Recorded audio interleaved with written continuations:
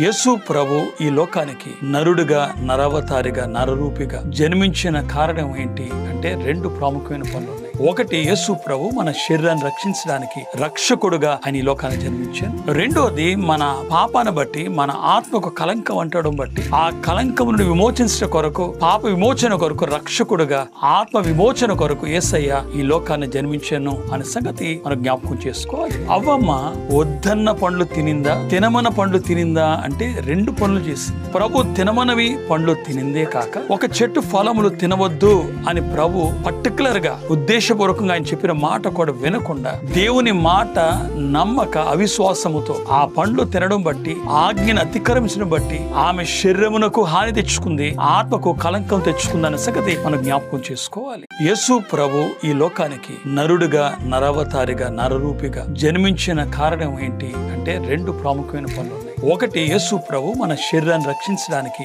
రక్షకుడుగా ఆయన ఈ లోకానికి జన్మించారు. రెండోది, మన పాపాన్ని బట్టి మన ఆత్మకు కలంకం అంటడం బట్టి ఆ కలంకమును విమోచించడం కొరకు, పాప విమోచన కొరకు రక్షకుడుగా, ఆత్మ విమోచన కొరకు యేసయ్య ఈ లోకాన్ని జన్మించాను అనే సంగతి మనం జ్ఞాపకం చేసుకోవాలి. అవ్వమ్మ వద్దన్న పండ్లు తినిందా, తినమన్న పండ్లు తినిందా అంటే రెండు పనులు చేసి, ప్రభు తినమనవి పండ్లు తినిందే కాక ఒక చెట్టు ఫలములు తినవద్దు అని ప్రభు పర్టికులర్ గా ఉద్దేశపూర్వకంగా ఆయన చెప్పిన మాట కూడా వినకుండా దేవుని మాట నమ్మక అవిశ్వాసముతో ఆ పండ్లు తినడం బట్టి, ఆజ్ఞను అతిక్రమించడం బట్టి ఆమె శరీరమునకు హాని తెచ్చుకుంది, ఆత్మకు కలంకం తెచ్చుకుంది అనే సంగతి మనం జ్ఞాపకం చేసుకోవాలి.